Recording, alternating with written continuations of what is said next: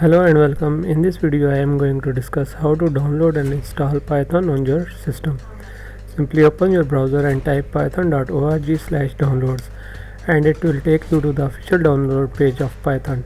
Depending on the operating system you are using, you will see the message download the latest version for.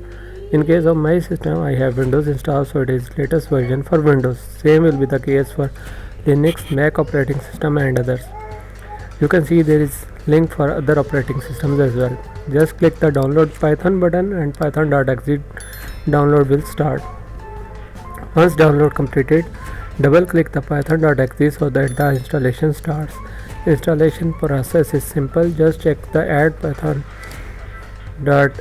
path and move forward. Here you see install now and customize installation option. Click the customize option.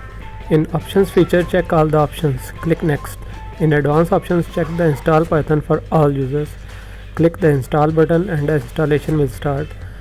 Once the installation completes, you will see setup was successful.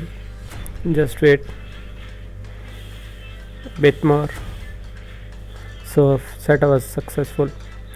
Now to check whether Python installed or not, go to command prompt and type python -- version and it will show you the Python installed version on your PC. And when you type Python and press enter, you will notice the change in command prompt. Prompt has 3 greater signs, means Python is ready to run.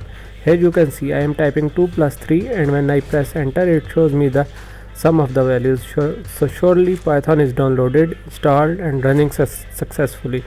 If you type string with double quotes, it will return the string with single quotes, confirming that the Python has installed successfully.